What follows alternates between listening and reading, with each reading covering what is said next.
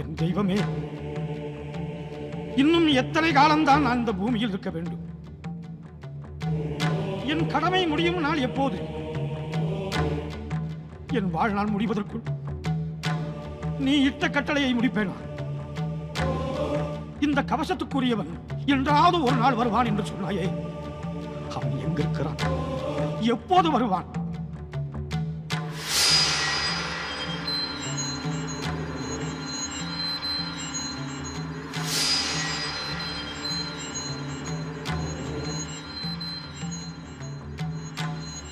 காலகண்டா, கலங்காதே.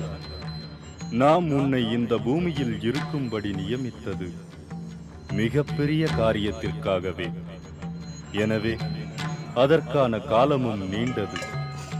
வானம் இருட்டாயிருக்கும் போதுதான் நட்சத்திரங்கள் தோன்றுகின்றன.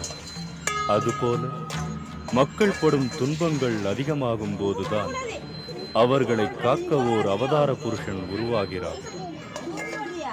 இந்த கவசத்துக்குரியவன் விரைவில் உன்னிடத்தில் வருவான். தேவனே, உன் கருணைக்கு நன்றி. மக்களின் துன்பத்தை குறைப்பதற்காக நடக்கப் போகும் வேள்வியில் எனக்கும் பங்களித்தாயே. நான் காத்திருந்தது வீண் போகவில்லை. அந்த மாவீரனை வரவேற்பதற்காக அவளோடு இருக்கிறேன்.